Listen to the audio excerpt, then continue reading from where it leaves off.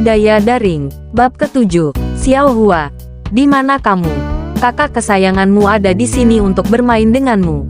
Yuan berteriak keras di hutan saat dia masuk ke dalam game.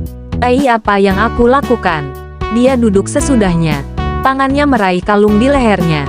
Meskipun tampaknya terbuat dari baja dengan sepotong batu giok terpasang, kalung itu seringan bulu, hampir tanpa bobot.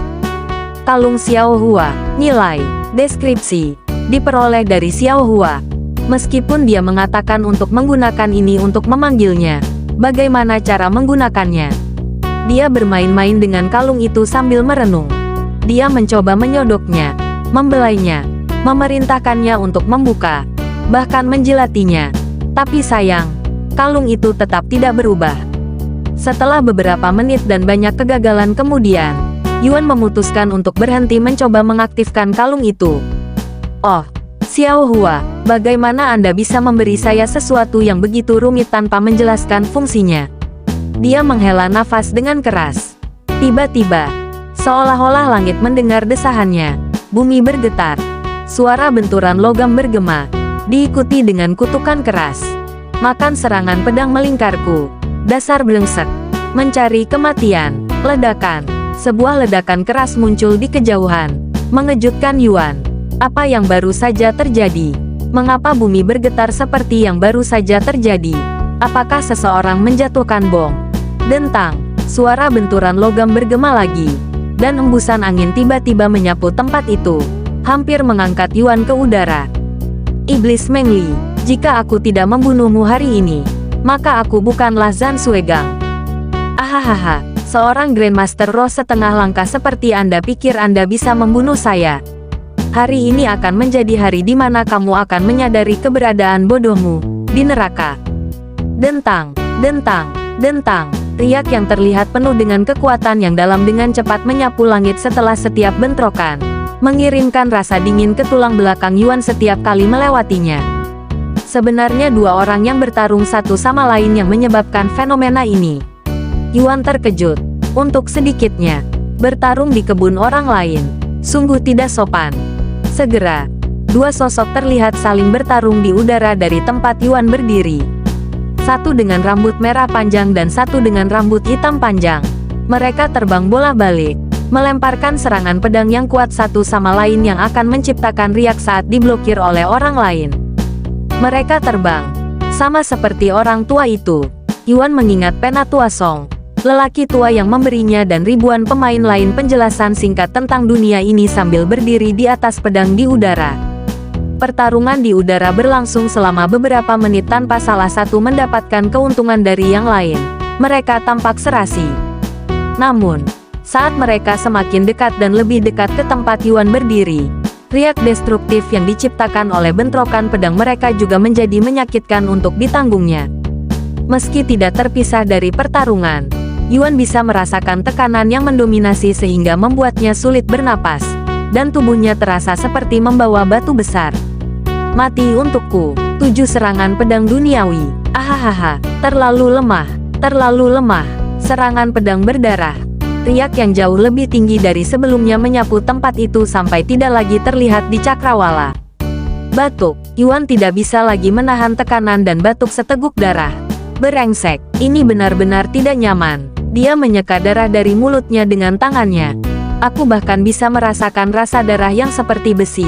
Yuan benar-benar tenggelam pada saat ini. Rasa sakit di tubuhnya dan fitur realistis dari game ini untuk sementara membuatnya lupa bahwa ini hanyalah sebuah game. Jika mereka mendekat, aku pasti akan mati karena kerusakan tambahan. Dia mulai melarikan diri dari keduanya. Tetapi bentrokan di antara mereka juga semakin kuat. 9 serangan pedang duniawi. Darah iblis. Ledakan. Pohon-pohon tumbang dan awan-awan berhamburan karena tumbukan. Dan Yuan terlempar ke arah pohon. Kehilangan kesadaran sesaat kemudian. Hahaha, Zhan Suegang. Ada apa? Bukankah kamu mengatakan bahwa kamu akan membunuhku hari ini? Salah satu tokoh mulai tertawa sambil menunjuk orang lain yang kehilangan lengan. Murid utama dari Sekte Pedang yang mendalam hanya biasa-biasa saja, sama seperti adik perempuanmu itu. Hahaha.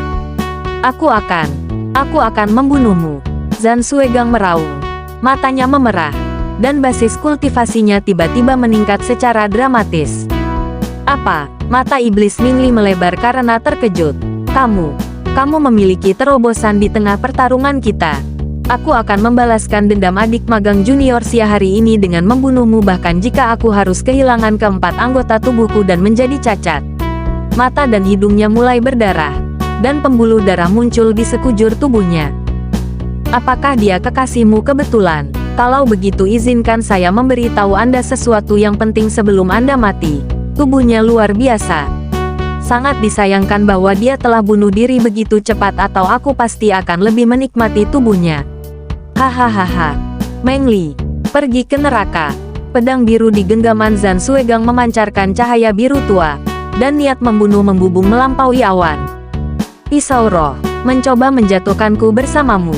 Hanya karena kamu sekarang adalah seorang spirit grandmaster sepertiku. Bukan berarti kita memiliki kedudukan yang sama. Bodoh. Rambut merah Meng Li bersinar warna merah tua bersama dengan matanya. Tampak seperti setan nyata dari neraka. Api neraka. Tiba-tiba, sebelum mereka berdua bisa melepaskan teknik mereka, seorang gadis kecil berjubah merah muncul di antara mereka seperti hantu. Dan dalam genggamannya ada kalung berlumuran darah segar. Karena mengganggu ketenangan tempat kami, basis kultivasimu akan dilumpuhkan sebagai hukuman. Gadis kecil itu melambaikan lengan bajunya, dan Meng Li dan Zhan Suegang merasakan seluruh basis kultivasi mereka runtuh sesaat kemudian. Tanpa kultivasi apapun untuk mendukung mereka, keduanya tidak lagi dapat mengendalikan serangan atau terbang mereka, dan mereka jatuh langsung ke tanah, mematahkan banyak tulang saat mengenai bumi. Siapa kamu? Meng Li berteriak keras saat dia berbaring di tanah, mengalami rasa sakit yang hebat di sekujur tubuhnya. Untuk melumpuhkannya, seorang spirit grandmaster, hanya dengan lambaian lengan bajunya, latar belakangnya pasti mengejutkan. Adapun Zhan Suegang, dia hanya bisa menatap gadis kecil di udara dengan mata lebar. Dia terlalu kaget untuk berpikir, apa yang kami lakukan untuk menyinggungmu? Jawab aku, Meng Li berteriak lagi setelah tidak menerima jawaban darinya. Namun, gadis kecil itu mengabaikannya, turun dari langit ke pohon terdekat, dan berjalan ke tempat tubuh Yuan yang tidak sadar terbaring. Itu adalah sampah yang melihat kita bertarung. Meng Li menyadari kehadiran Yuan dan bahwa dia telah mengawasi mereka. Tetapi karena dia terlalu lemah untuk mempengaruhi mereka, Meng Li memperlakukan Yuan seperti semut dan mengabaikannya. Hal yang sama berlaku untuk Zhan Suegang. Gadis kecil itu berlutut untuk menyeka darah dari bibir Yuan. Tangannya sedikit gemetar. Karena melukainya, kamu akan dihukum mati. Setelah menyeka darah dari bibir Yuan, gadis kecil itu berdiri dan berbalik menghadap dua sosok yang tergeletak di lantai. Ekspresinya muram dan penuh dengan niat membunuh. Serangan pedang pemisah surga. Dunia tiba-tiba bergetar, dan langit meredup, hampir berubah menjadi malam. Dan pedang yang terbuat dari cahaya keemasan muncul di genggaman gadis kecil itu. Serangan pedang pemisah surga, mustahil. Apa yang kamu lakukan di sini di surga bawah? Zhan Suegang mengenali teknik yang disaksikan, dan jantungnya hampir berhenti karena syok. Gadis kecil itu mengabaikan pertanyaannya dan tiba-tiba menebaskan pedangnya ke bawah, dan langit seolah terbelah menjadi dua pada saat itu. Ledakan. Gempa besar mengguncang seluruh benua timur, mengejutkan banyak ahli di benua itu, bahkan memperingatkan banyak ahli kuno di seluruh dunia. Yuan perlahan membuka matanya, dan hal pertama yang dia perhatikan adalah celah bumi yang jelas besar di depannya dengan ujung yang tidak dapat dia lihat secara fisik, tampak seolah-olah membelah bumi menjadi dua. Apakah mereka berdua yang menyebabkan ini? Ini konyol. Punggung Yuan basah oleh keringat dingin saat melihat celah bumi yang seolah tak berujung. Dia tidak bisa membayangkan kekuatan yang dibutuhkan untuk menyebabkan kehancuran sebanyak ini. Celah bumi ini lebih dari cukup untuk mengubah geografi dunia ini. Tiba-tiba, jantung Yuan melonjak. Dia perlahan memutar kepalanya. Dan pada saat inilah dia menyadari bahwa dia telah tidur di pangkuan lembut gadis kecil ini. Xiao Hua, dia terkejut melihat dia duduk di sampingnya, bahkan membiarkan dia tidur di pangkuannya.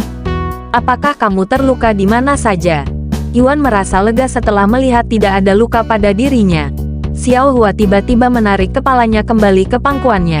Yuan, Anda tidak boleh terlalu banyak bergerak. Kau terluka. Yuan menjadi tercengang. Apa yang baru saja kamu panggil aku? Menguasai. Game macam apa yang kita mainkan kali ini? Ini bukan permainan. Xiao Hua telah menerima saudara Yuan sebagai tuannya. Dia menunjukkan padanya kalung berlumuran darah dengan ekspresi serius. Itu kalung yang kamu berikan padaku. Oh, jadi itu yang kamu maksud dengan menggunakan itu untuk memanggilmu sebagai servant. Dia menutup wajahnya saat menyadari arti sebenarnya di balik kata-katanya, membuat suara tamparan keras. Xiao Hua, kamu, ayah. Dia menghela nafas dengan keras. Apakah kamu tidak menerima Xiao Hua?